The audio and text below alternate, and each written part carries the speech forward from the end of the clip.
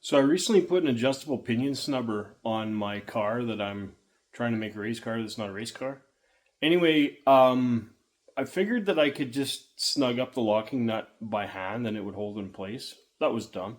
So what I'm gonna do is I'm just gonna build a little wrench. It's like 2 inches wide, flat to flat, and you know what?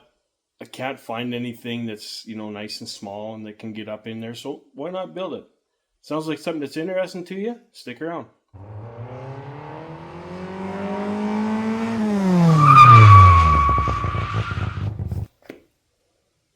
Now, this is the pinion snubber that I bought. It's made by a company called Proform.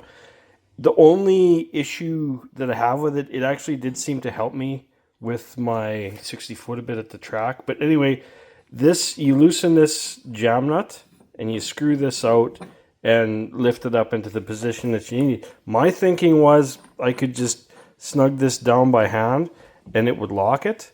But you know what? It doesn't. It continually goes up, up, up. And even after the race, when I cranked it all the way down and snugged it in, it was no time at all. And this was back up touching the floor pan. And anybody that's driven a Mopar on the street with the pinion snubber up against the floor pan knows that's a real noisy pain in the ass. So what I've got is I've got this piece of flat bar. It's no more than thick enough, but I think it'll be thick enough. Big thing is when the pinion snubber is installed, there's not a whole buttload of room up there. So I'm going to build the jaws to land on these two flats and not have too much handle, but enough handle just to lock it and unlock it. Sounds like a good idea. We'll see if I can actually make it work.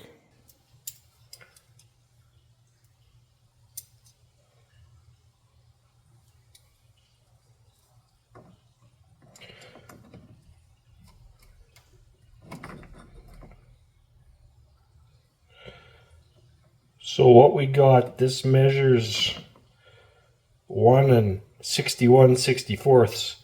So I'm pretty confident that if I shoot for 2 inches, actually I'll shoot for a little tighter than 2 inches and I'll just sort of grind it to fit, because I've overcut enough things in my life to know that that's not the right thing to do. So there we go. We'll have this slide on these two sides, and ideally it'll just fit this curve nice. That's going to be the tricky part, is doing that curve. Normally I would just use a hole saw, but the hole saw that'll get me that diameter won't allow me to have these flats where I want them. So I will just cut and hack and figure it out from there. Beauty of it is it's only metal. If worst case scenario, you can put some back if you got to. So to the back of that curved part is 2 3/16. So what I did is I just set my cheap POS caliper to that, and I'm just going to take and make a little mark. You're probably not going to be able to see this on the camera, but that'll be enough to get me the mark. So that's my back. That's as far back as anything wants to be. And we'll take another measurement just to the back of the flats, and we'll mark that out too. So that's back about 1.5 inches, which looks about right.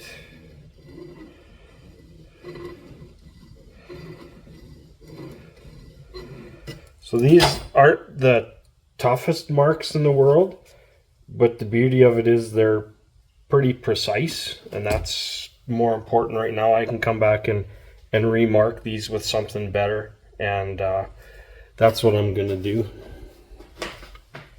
Now normally I would dig around and find my scribe and scratch them in with something a little better, but I don't have time, so I grabbed this little high quality screwdriver that I'm gonna probably regret doing this with, and I'm just going to mark it with that. The big thing is, as long as the tool you're using is harder metal than the metal you're marking, you'll get your desired result.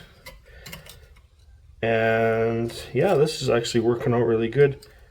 And because this stuff is so small, I'm getting extremely precise marks, which are more precise than they would need to be. But I'll feel better about it. At least when I screw it all up, I'll know that I did what I could.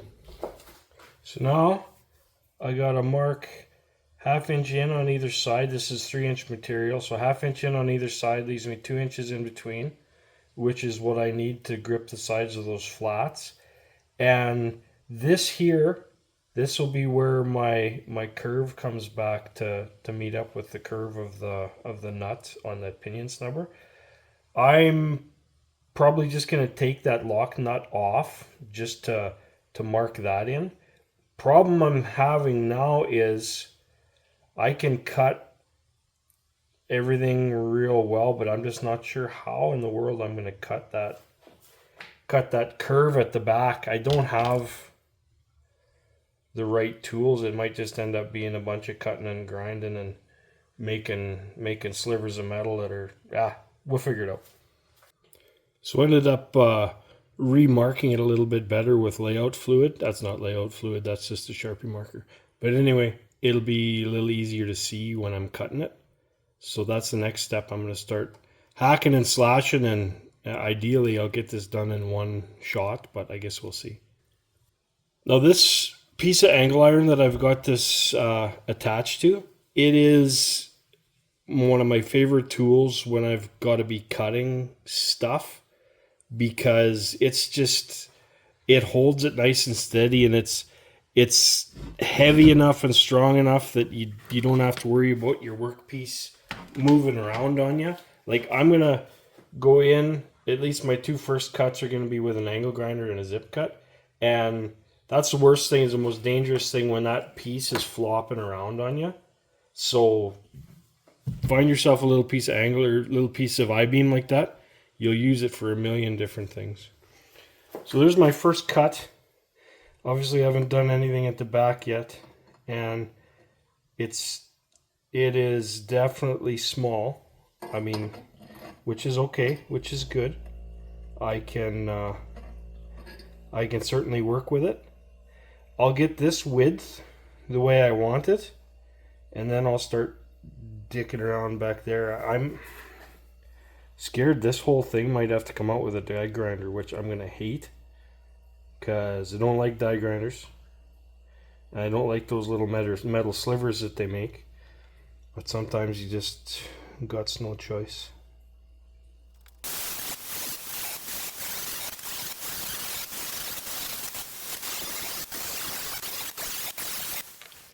So I'm just going to keep sneaking up on it like that. I mean, I've got a long ways to go. I didn't realize how tight I cut it.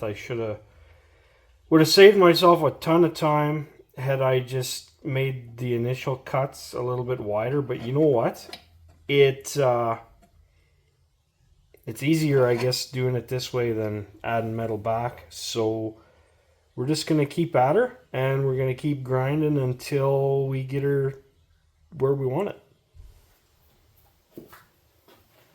So after less time than I thought it was going to be, that fits in there pretty good. I should have stopped and checked just 1/10 of a second sooner, but it'll be just fine for what it is. There's not going to be a whole lot of torque on this thing or anything. But now, I think what I'm going to do with the same zip disc, I'm just going to cut back close to the line a whole bunch of places and just try and clean out that bit of metal that way. I don't know, we'll see how it's going to go.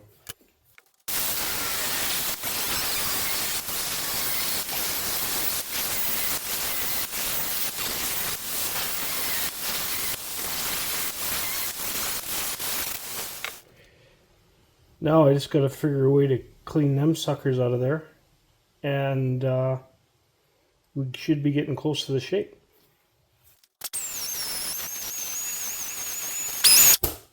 Well, that's not the ticket.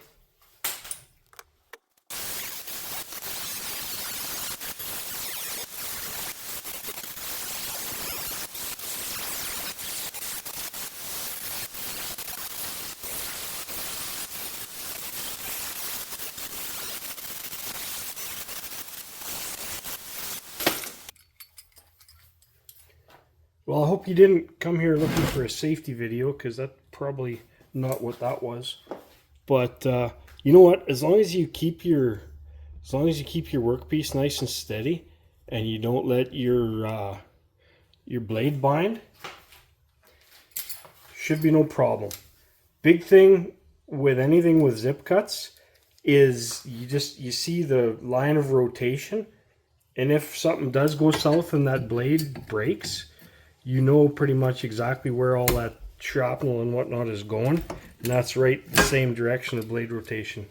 So just always keep that in mind when even when you're using a zip cut the right way. It's still just something to always be conscious of.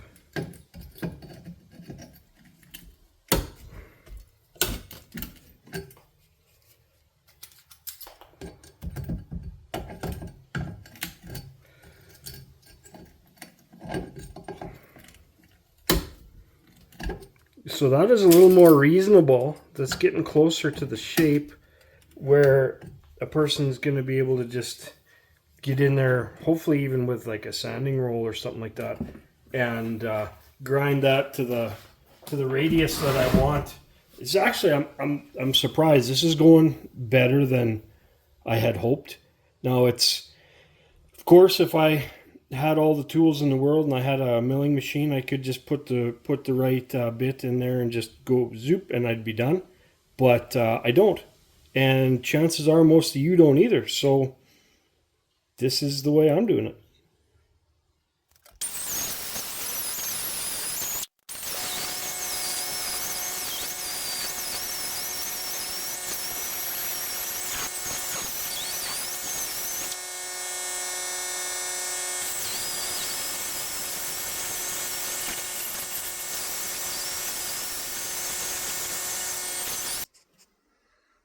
Well, that flap wheel, although it worked, wasn't really the ticket. It was slow as heck, and it got me a long ways. But I got one tool that I keep forgetting about, and you know what? I should have been using it more, even on the sides of this.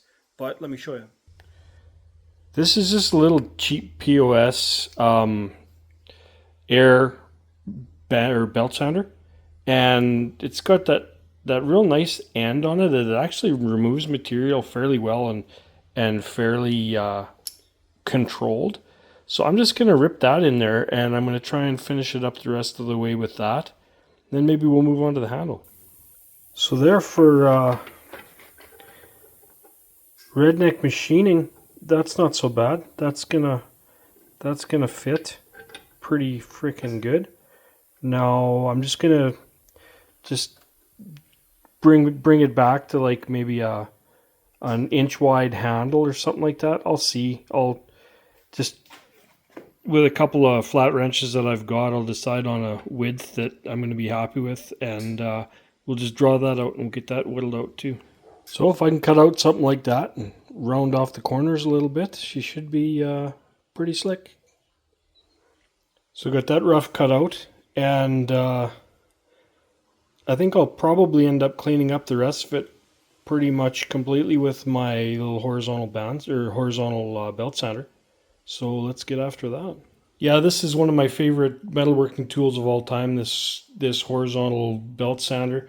You'd see it's got the round disc sander on the side of it, which I need to throw something back on. But either way, when you've got this thing, when you're getting into fine shaping and whatnot, doesn't matter if it's lighter stuff, heavier stuff, they're a really nice tool to have around the shop. The only complaint is, just like everything else, I got 50 pounds of crap and a 40-pound sack, and it does take up a little bit of room. But it's worth it. This one I'm happy with. So that's her all cleaned up and ready for a coat of paint. I always, just because it was just bar, steel, metal, blah, blah, blah, with the rust inhibitor on it, I always give her a good dose of carburetor cleaner before I start throwing some paint on it, just to make sure that you get some kind of decent adhesion there, and you're not going to have any bubbling or anything stupid like that. Now she's all painted up and looking slick. If you look at it, it should Just slide on like that. Be able to loosen it off. Adjust the thing. Tighten it back up. Give her a little snugola. And I shouldn't have any more trouble with my pinion snubber creeping up on me. So I call that a win. So that's that. It was a great little project. Didn't take me that long. I did look around to see if I could just buy something. I didn't see anything in a fairly quick Google search, but the thing is that maybe hour and a half into that project, and all just stuff that I had laying around the shop. Now, granted, not everybody's got crap like that laying around, but even if you had to go and buy that little piece of metal, it would be a $10 project at very most. So I really enjoy doing stuff like this. And you know what? I'm not saying you're ever going to be building a wrench for your Proform adjustable pinion snubber, but it don't matter. Whatever you need, if you're needing something, especially if it's something you're only going to use once in a friggin' blue moon, give it a go. Try and just use your imagination. Build something that might work for the task. Hope you enjoyed that. Hope you got something out of that. Thanks for watching.